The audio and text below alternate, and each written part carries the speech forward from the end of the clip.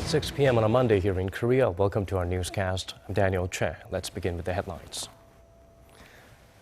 While showing greater support for UNSC sanctions on North Korea during meetings with Seoul officials, Woo Da-wei voiced Beijing's opposition to a U.S. THAAD missile defense system, saying it would undermine China's own security interests. The April general elections are just around the corner, so time is of the essence to give a new electoral map the green light. But that's not going to happen as long as an opposition-led filibuster continues in protest of an anti-terror bill. The business sentiment index plunged for the fourth straight month. Rather, in Korea, it seems not even a super low key rate and aggressive government stimulus measures are enough to turn things around. With the new electoral map tossed back to Parliament, the ruling Saenuri Party wants to endorse the constituency bill up for a vote, but the opposition bloc has refused to end the filibuster, urging the governing party to open a separate voting session specifically for the constituency bill. Ji Myung-gil has our top story. The plenary session is scheduled for Monday, but without a finalized agenda. The ruling Saenuri Party is looking to get the constituency bill passed with the disputed security bill. The National Election Commission has reviewed the new electoral map, so the bill is now awaiting lawmakers' final approval at the National Assembly.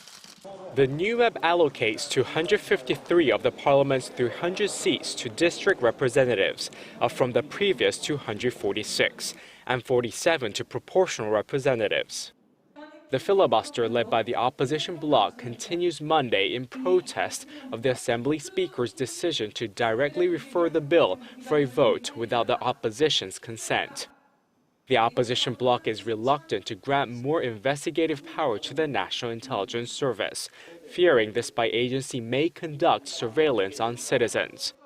However, if the filibuster continues to delay the vote on the new electoral map, the main opposition Minju Party of Korea could face scrutiny for holding up legislative duties. With April's general election looming without passing the constituency bill, election campaigning and drawing up the candidate list for overseas Koreans will be interrupted. Ji Myung-gil, Arirang News. With tensions remaining high on the Korean peninsula, the U.S. has been reaffirming its commitment to South Korea, most recently showcasing its full-range capabilities and hardware to better defend Seoul during an annual military event on the U.S. West Coast. Kim Hyun-bin takes us closer to the action. South Korea's defense ministry said on Monday that Washington showed its readiness to protect the Korean peninsula during a joint tabletop exercise in California. The TTX, an annual anti-nuclear exercise, was held at the Vandenberg Air Force Base, where some 40 defense officials from Seoul and Washington met to discuss warfare strategies to better counter Pyongyang's nuclear threats and weapons of mass destruction. Deputy Minister for National Defense Policy, Ryu Jae-sung, led the South Korean side. The U.S. was co-led by Deputy Assistant Secretary of Defense for Nuclear and Missile Defense Policy, Elaine Bunn, and Deputy Assistant Secretary of Defense for East Asia, Abraham Denmark. During the exercise, the U.S. displayed key strategic weaponry, including B-52 bombers capable of carrying nuclear bombs and cruise missiles, and demonstrated a contingency plan for South Korea. And another show of might, U.S. officials revealed that a successful test launch of its Minuteman III intercontinental ballistic missile could target Pyongyang. Washington also showcased its ground-based interceptor, or GBI, which is capable of intercepting incoming ballistic missiles to protect the U.S. mainland. Military officials said the displays were designed to give assurances of Washington's promise of extended deterrence against North Korea. This year's joint exercise marks the fifth of its kind since the Extended Deterrence Policy Committee was established in 2011. Kim Hyun-bin, Arirang News. China's special representative for the six-party talks, Woo Da-wei, has reaffirmed Beijing's stance on the possible deployment of a U.S. THAAD missile defense system to South Korea. According to an official at Seoul's foreign ministry, the issue was addressed between Woo and Vice Foreign Minister Im Sung-nam during talks on Monday, although he added that the two spent much more of their time evaluating the UN Security Council's new sanctions on North Korea, and that during their discussion, the Chinese envoy emphasized the importance of Seoul and Beijing's strategic cooperative partnership. Woo also met with Foreign Minister Yoon Byung-se and National Security Office Deputy Chief Cho Tae-yong behind closed doors. The world thought China's change of heart was the key for the passage of stronger UN sanctions against North Korea. But another major world power is holding up the process, saying it needs more time to scour the draft resolution's fine print. Han Da-eun has the latest. Almost 2 months have passed since North Korea shocked the world with its alleged hydrogen bomb test. But the United Nations has yet to slap sanctions on the rogue state. And this time, the holdup is because of Russia, not the regime's longtime ally, China. A draft bill that contains unprecedented sanctions against Pyongyang was expected to be passed by the UN Security Council over the weekend, but Russia, a veto-wielding member, asked for more time to review it. No one knows for sure how much time Moscow will take for its review. Some experts point out Russia may have been annoyed by recent U.S.-China talks on the level of North Korea sanctions. Those discussions took place without Russia's presence. Attention is now focused on whether UN Secretary General Ban Ki-moon will raise the issue when he meets with Russia's Foreign Minister Sergei Lavrov, who's due to visit Geneva on Tuesday to discuss the conflict in Syria with Pan. Han Da-eun, Arirang News. South Korean President Park Geun-hye on Monday appointed a dozen vice ministers and ambassadors. Among them are Chung Kwan-ju, Secretary to the President for Public Communications, who was appointed as First Vice Minister for Culture, Sports and Tourism. The presidential office explained that Chung is suitable for the position to boost cultural prosperity with his proven coordination abilities and initiatives on outstanding issues in the cultural sector. Current representative for the six-party denuclearization talks, Hwang Jun-guk, will act as ambassador to the UK, where he will closely coordinate with London on UN Security Council resolutions on Pyongyang. Current Deputy Foreign Minister for Political Affairs, Kim Hong-kyun, will take over Hwang's position dealing with North Korean nuclear issues. Kim formerly served as the Deputy Secretary General for the National Security Council at the presidential office. Korea's business sentiment has worsened all the way down to its lowest level since March 2009. Key contributing factors: weak global and domestic demand amid uncertainties in the financial market. Hwang Ji-hye looks into the numbers.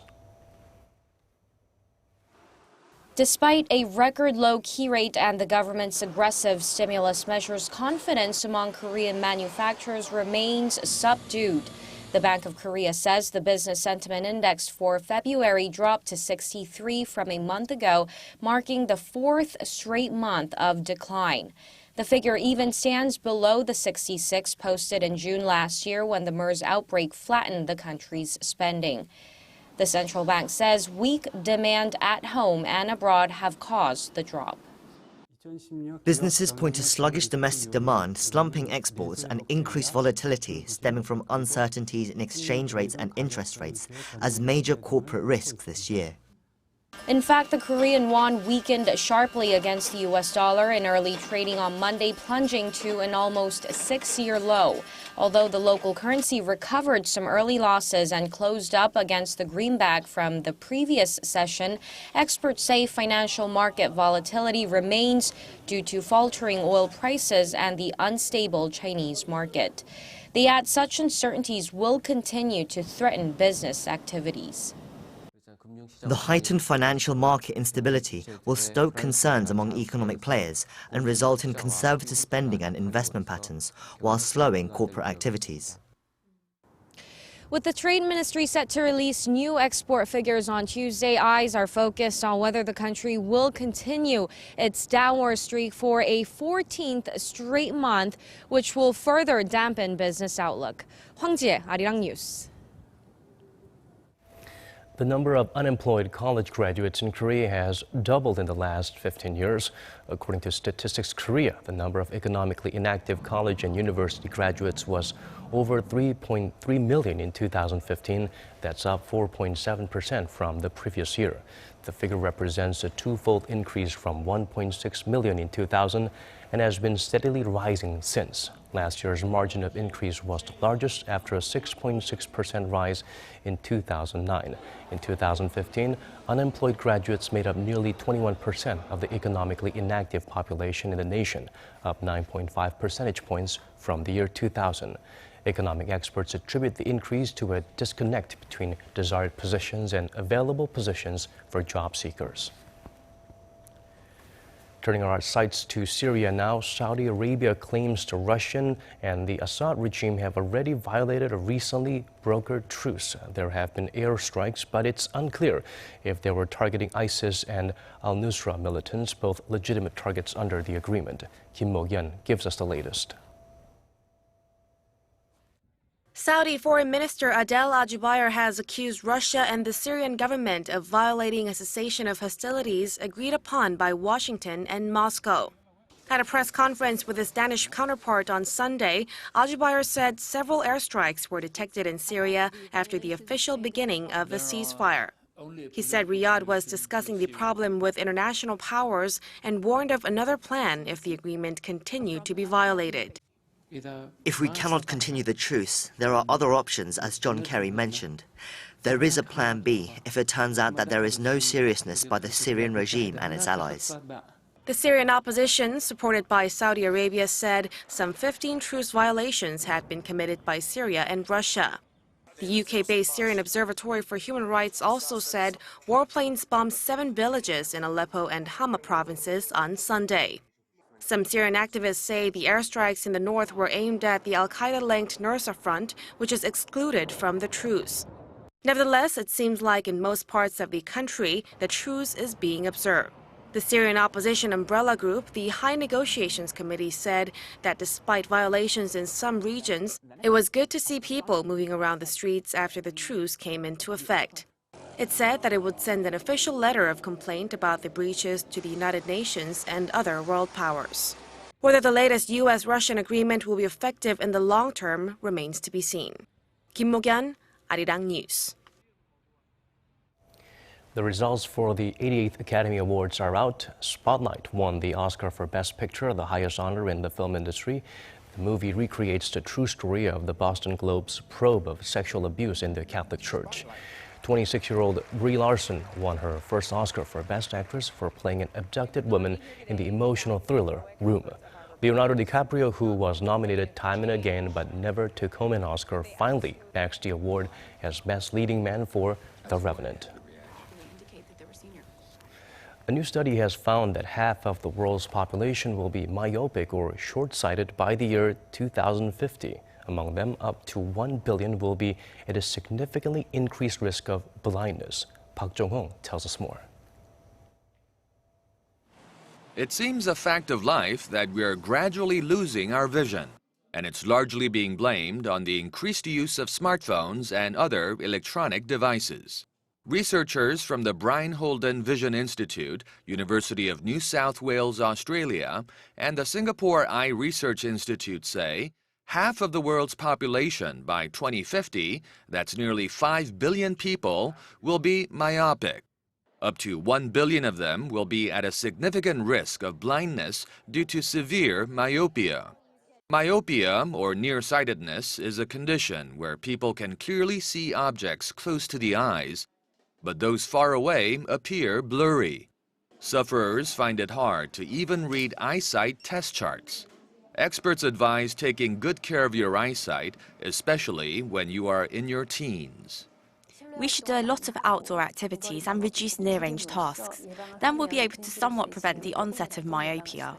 The research team estimates people in the Asia-Pacific region will be more prone to myopia than those in other parts of the world. Parents are advised to have their children's eyes checked regularly and have them refrain from spending too much time on electronic devices. Park Jong-hong, Arirang News.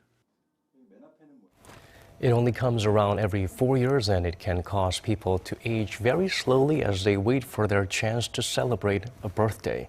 Iji-won has this full story on leap year, which happens in accordance with a unique pattern. Today is my 6th birthday. Park Gun-woo is 24 years old, but he's only had 6 official birthdays. That's because he was born on February 29th. We know it as Leap Day, and it's a special occasion that only comes around once in every 4 and sometimes 8 years. That's because the Earth doesn't orbit the Sun in the 365 days in our calendar year, but in approximately 365 days and 6 hours. So the extra 6 hours are stored up, and a full 24 hours is added every 4 years. For leapers, Taiwan, the UK, and New Zealand set February 28th as the legal birthday and March 1st for Hong Kong. But Korea doesn't have any rules regarding February 29th birthdays. At times, I celebrate my birthday on February 28th, or I wait for a week and celebrate it together with my brother's birthday. I celebrate it whenever my family and friends can make it, so sometimes it rolls over to March. Aside from these rare birthdays, there's some other things that make Leap Day unique. In the Irish tradition, Leap Day is the only day women can propose marriage because the day was thought to bring good luck. And if men are to reject, they will have to give women silk gowns.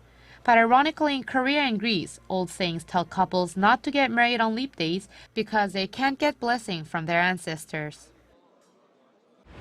But regardless of such superstitions, February 29th is an extra day given once in 4 years. So here's hoping all of you make the most of this special day. 이지원, Arirang News.